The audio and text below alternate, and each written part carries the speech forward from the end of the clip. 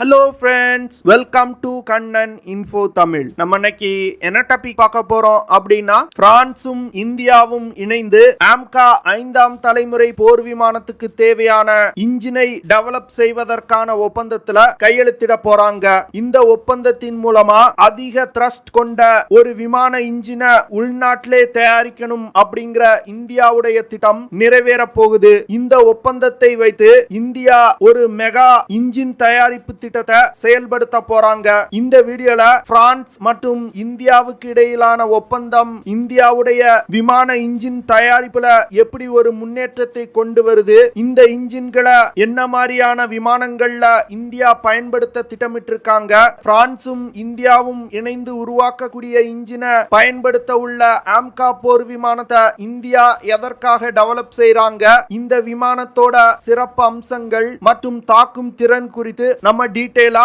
இந்த வீடியோல பார்க்கலாம். நம்ம சேனல்ல டிஃபென்ஸ் ரிலேட்டடா தினம் ஒரு வீடியோ பப்ளிஷ் பண்ணி வந்துட்டு இருக்கோம். ஒவ்வொரு வீடியோவுமே நம்மளோட வியூவர்ஸுக்கு டிஃபென்ஸ் டெக்னாலஜி குறித்து ஒரு ஆழமான புரிதலை உருவாக்கணும் அப்படிங்கிற நோக்கத்துல உருவாக்கப்பட்டிருக்கு. நாங்க பப்ளிஷ் பண்ற வீடியோஸ் உங்களுக்கு பிடிச்சிருந்துச்சு அப்படின்னா நம்ம சேனலை சப்ஸ்கிரைப் பண்ணிக்கங்க. நீங்க பண்ற ஒவ்வொரு சப்ஸ்கிரிப்ஷனும் எங்களுக்கு அடுத்தடுத்த வீடியோஸ் போடுறதுக்கு ஒரு மோட்டிவேஷனா இருக்கும். பிரான்சின் மிகப்பெரிய விமான இன்ஜின் தயாரிப்பு நிறுவனமான சஃப்ரான் நிறுவனமும் இந்தியாவின் கேஸ் டர்பைன் ரிசர்ச் எஸ்டாப்ளிஷ்மெண்ட் நிறுவனமும் இணைந்து ஒரு ஒப்பந்தத்துல கையெழுத்திட போறாங்க. இந்த ஒப்பந்தத்தின் மூலமா AMCA 5.5 ஜெனரேஷன் விமானத்துக்கு தேவையான விமான இன்ஜினை இந்தியாவிலே தயாரிக்க போறாங்க. பிரான்சின் சஃப்ரான் நிறுவனமும் இந்தியாவின் கேஸ் டர்பைன் ரிசர்ச் எஸ்டாப்ளிஷ்மெண்ட் நிறுவனமும் இந்த ஒப்பந்தத்திற்கான இறுதிக்கட்ட பேச்சுவார்த்தையில ஈடுபட்டு வந்துட்டு இருப்பதா செய்திகள் வெளிவந்திருக்கு. இந்தியா இந்த இன்ஜின் டெவலப்மெண்ட் புரோகிராம்ல கிட்டத்தட்ட 1 பில்லியன் யூரோ இன்வெஸ்ட் பண்ண போறாங்க. இந்தியா இந்த விமான இன்ஜின் டெவலப்மெண்ட் புரோகிராம்ல 1 பில்லியன் யூரோ இன்வெஸ்ட் பண்ணியிருந்தாலும் பிரான்சுடன் இணைந்து இந்த இன்ஜினோட இன்டெலெக்சுவல் ப்ராப்பர்ட்டி ரைட்ஸை ஷேர் பண்ணுவது போன்று இருக்கு. இப்போ சஃப்ரான் நிறுவனத்திற்கும் கேஸ் டர்பைன் எஸ்டாப்ளிஷ்மெண்ட் நிறுவனத்துக்கும் இடையே இந்த இன்ஜினுக்கான இன்டெலெக்சுவல் ப்ராப்பர்ட்டி ரைட்ஸ் மற்றும் டிரான்ஸ்பர் ஆஃப் டெக்னாலஜி குறித்து தான் பேச்சுவார்த்தை நடைபெற்று வருது. இதற்கு முன்பு நடத்தப்பட்ட பேச்சுவார்த்தைகள்ல சஃப்ரான் நிறுவனம் கோர் இன்ஜின் தயாரிப்பதற்கான டெக்னிக்கல் டிரான்ஸ்பர் செய்வதற்கு ஒத்துக்கொண்டிருக்காங்க.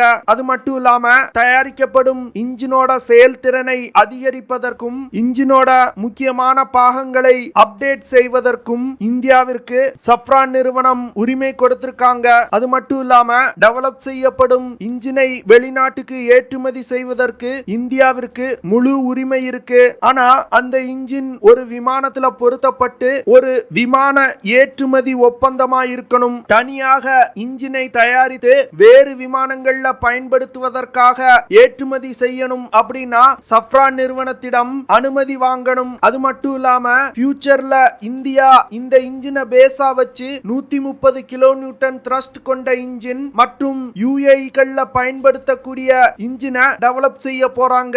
இந்த ஃபியூச்சர் வேரியண்ட்களுக்கும் சஃப்ரான் நிறுவனம் தான் கன்சல்டன்ட்டா செயல்பட போறாங்க. இந்த ப்ராஜெக்டோட முதல் கட்டமா 3 கோர் இன்ஜின் மற்றும் 4 புரோட்டோடைப் இன்ஜினை சஃப்ரான் நிறுவனத்தோட பிரான்ஸ் ஃபேக்டரியில வச்சு தயாரிக்க போறாங்க. இந்தியாவுடைய கேஸ் டர்பைன் ரிசர்ச் எஸ்டாப்ளிஷ்மெண்ட் நிறுவனத்தோட இன்ஜினியர்ஸ் பிரான்சிற்கு சென்று சஃப்ரான் நிறுவனத்துடைய இன்ஜினியர்களோடு இணைந்து இந்த 3 கோர் இன்ஜின் மற்றும் 4 புரோட்டோடைப் இன்ஜின்களை உருவாக்க போறாங்க. இந்த ப்ராஜெக்ட்ல உருவாக்கப்படும் இன்ஜின்களை டசால்ட் நிறுவனத்தின் ரஃபேல் போர் விமானத்துல பொருத்தி சோதிக்க போறாங்க. பிரான்சுக்கும் இந்தியாவிற்கும் ஒப்பந்தம் கையெழுத்திடப்பட்டதிலிருந்து 7 வருடங்களுக்குள் இந்த இன்ஜினை டெவலப் செய்து முடிக்கணும். சஃப்ரான் நிறுவனத்துடன் செய்யப்படும் இந்த ஜாயிண்ட் வெஞ்சரை லாபகரமா மாற்றும் நோக்கத்துல இந்தியா பலவிதமான விஷயங்களை செய்து வர்றாங்க. குறிப்பா முதல்ல டெவலப் செய்யப்படும் 110 கிலோ நியூட்டன் த்ரஸ்ட் கொண்ட இன்ஜினை AMCA போர் விமானம் தேஜஸ் MK2 மற்றும் இந்திய கடற்படைக்காக டெவலப் செய்யப்படும் TEDBF போர் விமானத்திலையும் பயன்படுத்த போறாங்க. AMCA, TEDBF, தேஜஸ் MK2 இந்த 3 விமான ப்ராஜெக்டுகளுக்கும் அடுத்த 20 முதல் 30 வருடங்கள்ல இந்தியா 1000க்கும் மேற்பட்ட விமான இன்ஜின்களை தயாரிப்பதற்கு திட்டமிட்டிருக்காங்க. இது தவிர இந்தியாவுடைய drone development, CATS warrior system போன்ற பல சிஸ்டங்களுக்கு தேவையான 100க்கும் மேற்பட்ட இன்ஜினையும் உருவாக்க போறாங்க. சஃப்ரான் நிறுவனத்திற்கும் கேஸ் டர்பைன் ரிசர்ச் எஸ்டாப்ளிஷ்மெண்ட் நிறுவனத்திற்கும் இடையில் போடப்படும் இந்த ஒப்பந்தம் இந்தியாவை விமான இன்ஜின் தயாரிப்புல அடுத்த கட்டத்திற்கு எடுத்து செல்லும் அப்படின்னு டிஃபென்ஸ் எக்ஸ்பர்ட் சொல்றாங்க. இந்த இன்ஜின் டெவலப்மெண்ட் புரோகிராம் மூலமா AMCA ப்ராஜெக்டுக்காக 2 இன்ஜின்களை டெவலப் செய்றாங்க. AMCA 5.5 ஜெனரேஷன் விமானங்கள்ல பயன்படுத்துவதற்கு 110 கிலோ நியூட்டன் த்ரஸ்ட் கொண்ட இன்ஜினை உருவாக்க போறாங்க. இதற்கு அடுத்து AMCA MK2 வெர்ஷன்கள்ல பயன்படுத்துவதற்கு 130 கிலோ நியூட்டன் த்ரஸ்ட் கொண்ட இன்ஜினை டெவலப் செய்ய போறாங்க. இதனால இந்த இன்ஜின் டெவலப்மெண்ட் புரோகிராம் AMCA போர் விமானத்திற்கு மிகவும் ஒரு முக்கியமான விஷயமா பார்க்கப்படுது. இந்தியா இந்த AMCA போர் விமான ப்ராஜெக்ட் மூலமா ஒரு ஸ்டெல்த் தொழில்நுட்பம் கொண்ட மல்டி ரோல் ஏர் சுப்பீரியாரிட்டி ஃபைட்டர் ஜெட்டை உருவாக்க முயன்று வந்துகிட்டு இருக்காங்க. இந்த விமானங்கள் இந்திய விமானப்படை மற்றும் கடற்படையில பயன்படுத்தப்பட உள்ளது. AMCA போர் விமானத்துல 6th ஜெனரேஷன் தொழில்நுட்பங்களும் பயன்படுத்தப்பட உள்ளது. இந்த AMCA போர் விமானத்தை DRDO மற்றும் ஏரோநாட்டிக்கல் டெவலப்மெண்ட் ஏஜென்சி இந்த 2 நிறுவனங்களும் இணைந்து டிசைன் செஞ்சிருக்காங்க.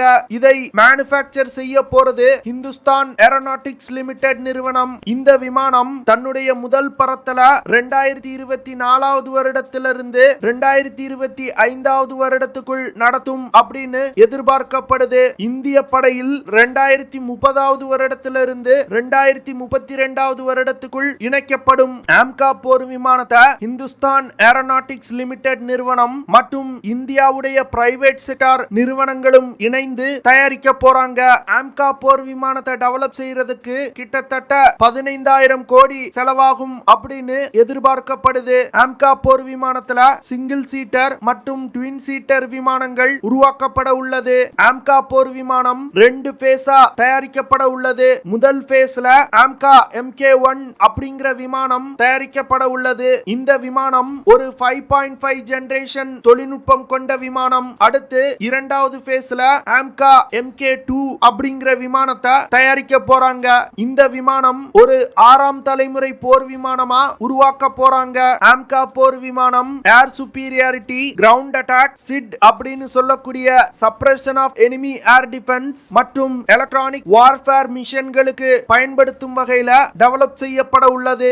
AMCA போர் விமானம் தற்போது இந்திய விமானப்படையின் முதுகெலும்பாக செயல்பட்டு வரும் சூகோய் 30 MKI போர் விமானங்களை ரீப்ளேஸ் செய்ய போகுது. AMCA போர் விமானம் ரடார்களால கண்டுபிடிக்க முடியாத ஸ்டெல்த் தொழில்நுட்பம் கொண்ட விமானமா உருவாக்கப்பட உள்ளது. இந்த விமானம் சூப்பர் க்ரூஸ் கேப்பபிலிட்டி கொண்ட விமானமா உருவாக்கப்பட உள்ளது. சூப்பர் க்ரூஸ் அப்படிங்கிறது விமான இன்ஜின்கள்ல உள்ள ஆஃப்டர் பர்னர்களை பயன்படுத்தாமலே நிலையான ஒரு வேகத்தை மெயின்டைன் செய்வதுதான் சூப்பர் க்ரூஸ் அப்படின்னு சொல்லுவாங்க. AMCA போர் விமானம் 17.6 மீட்டர் நீளமும் 11.13 மீட்டர் விங் ஸ்பேனும் கொண்ட விமானமா உருவாக்கப்பட உள்ளது. AMCA போர் விமானம் 4.5 மீட்டர் உயரம் கொண்ட விமானமா தயாரிக்கப்பட உள்ளது. AMCA போர் விமானத்தால அதிகபட்சமா 25,000 கிலோகிராம் எடையை சுமந்து கொண்டு பறக்கும் வகையில உருவாக்கப்பட உள்ளது. இந்த விமானங்கள் 6,500 கிலோகிராம் எடை கொண்ட எரிபொருளை எடுத்து செல்லும் வகையில உருவாக்கப்பட உள்ளது. AMCA போர் விமானத்தால 6,500 கிலோகிராம் எடை கொண்ட மிசைல்ஸ், பாம்ஸ் போன்ற பேலோடுகளை எடுத்து சென்று தாக்குதல் நடத்த முடியும். AMCA போர் விமானத்தோட MK1 வெர்ஷன்ல 2 ஜெனரல் எலக்ட்ரிக் நிறுவனத்தால் உருவாக்கப்பட்ட GE F414 இன்ஜின் பயன்படுத்தப்பட உள்ளது. சஃப்ரான் நிறுவனம் 110 கிலோ நியூட்டன் த்ரஸ்ட் கொண்ட இன்ஜினை டெவலப் செய்த பிறகு அந்த இன்ஜின்கள் AMCA போர் விமானத்துல பயன்படுத்தப்படும். இந்த விமானம் மாக் 2.5 அப்படிங்கிற வேகத்துல பறக்கும் வகையில வடிவமைக்கப்பட உள்ளது. மாக் 2.5 அப்படிங்கிறது ஒலியின் வேகத்தை விட 2.15 மடங்கு வேகமா பறக்கும். AMCA போர் விமானத்தால அதிகபட்சமா 5,300 கிலோமீட்டர் தூரம் பறக்கும் வகையில உருவாக்கப்பட உள்ளது. இந்த விமானம் அதிகபட்சமா 65,000 அடி உயரத்துல பறக்கும். AMCA போர் விமானம் ஸ்டெல்த் தொழில்நுட்பம் கொண்ட விமானம், ஸ்டெல்த் தொழில்நுட்பம் இல்லாத விமானம் அப்படின்னு 2 கேட்டகரியா உருவாக்க போறாங்க. இதுல ஸ்டெல்த் தொழில்நுட்பம் இல்லாத விமானத்துல 14 ஹார்ட் பாயிண்ட்ஸ் கொடுக்கப்பட்டிருக்கும். இந்த ஹார்ட் பாயிண்ட்ஸ்ல 6500 டன் எடை கொண்ட மிசைல்ஸ், பாம்ஸ் போன்ற பேலோடுகளை எடுத்து சென்று தாக்குதல் நடத்த முடியும். அதுவே ஸ்டெல்த் தொழில்நுட்பம் கொண்ட AMCA போர் விமானத்துல இன்டர்னல் வெப்பன் பே தொழில்நுட்பம் பயன்படுத்தப்பட்டிருக்கு. இதன் மூலமா மிசைல்ஸ், பாம்ஸ் போன்றவற்றை விமானத்தோட உள்பகுதியில ஸ்டோர் செய்ய முடியும். இன்டர்னல் வெப்பன் பே தொழில்நுட்பம் விமானத்தோட ஸ்டெல்த் கேப்பபிலிட்டியை அதிகரிப்பதற்காக உருவாக்கப்பட்டிருக்கு. AMCA போர் விமானத்துல Astra IR, Astra MK1, MK2, MK3 போன்ற ஏர் டு ஏர் மிசைல்கள், பிரம்மோஸ் NG, சாண்ட், ருத்ரம் 1 போன்ற ஏர் டு கிரவுண்ட் மிசைல்கள், laser guided bombs, precision guided units போன்ற பல்வேறு ஆயுதங்களை எடுத்து சென்று தாக்குதல் நடத்த முடியும். இந்த விமானத்துல எலக்ட்ரானிக்ஸ் அண்ட் ரடார் டெவலப்மெண்ட் எஸ்டாப்லிஷ்மெண்ட் நிறுவனத்தால் தயாரிக்கப்பட்ட உத்தம் AESA ரடார் பயன்படுத்தப்பட உள்ளது. இந்த ரடார் ஒரு அதிநவீனமான ரடார். ஃபியூச்சர்ல இந்தியா தயாரிக்கும் அனைத்து விமானங்கள்லயும் இந்த ரடார் தான் பயன்படுத்தப்பட உள்ளது. ஓகே ஃப்ரெண்ட்ஸ், நம்ம வீடியோவோட நிறைவு பகுதிக்கு வந்துட்டோம். இதெல்லாம் தான் நான் உங்ககிட்ட ஷேர் பண்ணணும் அப்படின்னு நினைச்ச விஷயங்கள். ஐ ஹோப் நான் ஷேர் பண்ண விஷயங்கள் உங்களுக்கு பிடிச்சிருக்கும்னு நினைக்கிறேன். அப்படி பிடிச்சிருந்துச்சுன்னா ஷேர் பண்ணுங்க, லைக் பண்ணுங்க, கமெண்ட் பண்ணுங்க. மறக்காம நம்ம சேனலுக்கு சப்ஸ்கிரைப் பண்ணுங்க. அப்படியே அந்த பெல் நோட்டிபிகேஷனை கிளிக் பண்ணி ஆல்ங்கிற ஆப்ஷனை எனேபிள் பண்ணிக்கங்க. See you in the next video. Jai Hind.